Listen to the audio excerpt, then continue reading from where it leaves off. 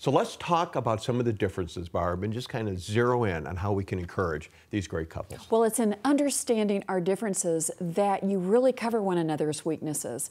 It's in our differences that we can honor one another's strengths. We've learned that there are 6 secrets to a lasting love. We've written a book by that title, and we're going to show you 6 great takeaways that you can learn in order to strengthen your marriage. The first one is the issue of forgiving love. And that means that we take care of issues on a daily basis. You know, Paul said something in Romans 12:18. If it is possible, as far as it depends upon you, be at peace with everyone. Now, a little bit later, we're going to do a whole session on resolving conflict. But one of the things that we want to coach you on, just in this short segment, is that the #1 predictor of divorce in America today is the inability to resolve conflict and experience forgiveness. And you know what? The punchline is a lot of us grew up in homes where we didn't see the resolution of conflict. We don't know how to do it. Yet, if we can learn how to do it, you can really strengthen your relationship. For years, when I was doing marriage counseling, I would do a lot of pre-marriage counseling. And I would often tell couples during the last session, I want you to take away these 3 different bullets. #1 is always guard your heart. And if you step into an area of temptation or even moral failure, you know what? Allow the Holy Spirit to restore you and to redeem that which I think you have hit the wall with.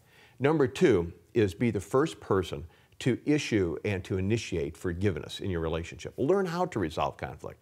And then #3 was develop friendships in marriage. And they may be different friends at different stages because of the transitory aspect of our culture and moving from one community to another, but identify couples to go through relationships with.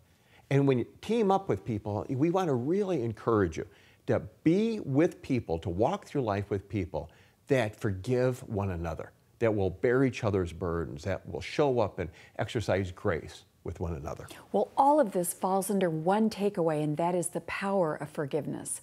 The second takeaway is that of outserving your mate. You know, when you really seek to serve in the littlest of things. Gary, it's that small cup of coffee that you bring me in the morning before I get out of bed that so encourages me.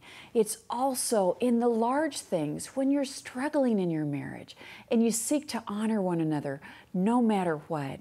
In Romans, it says this, honor one another above yourself. That's Romans 12:10.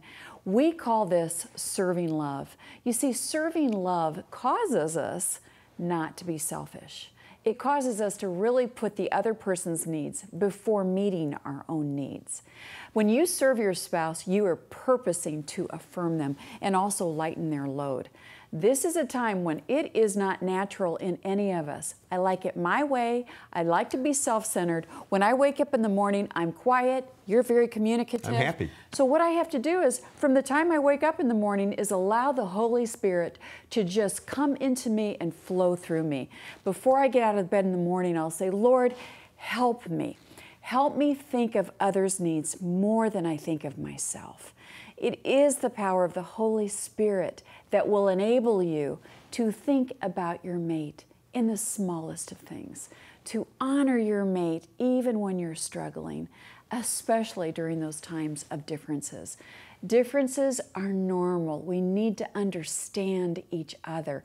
And it's the Holy Spirit that is the glue that bonds us together. And we can be wowed by one another, even when we feel like we're not understanding one another. But on the other side of it, we've gained great intimacy because of His help.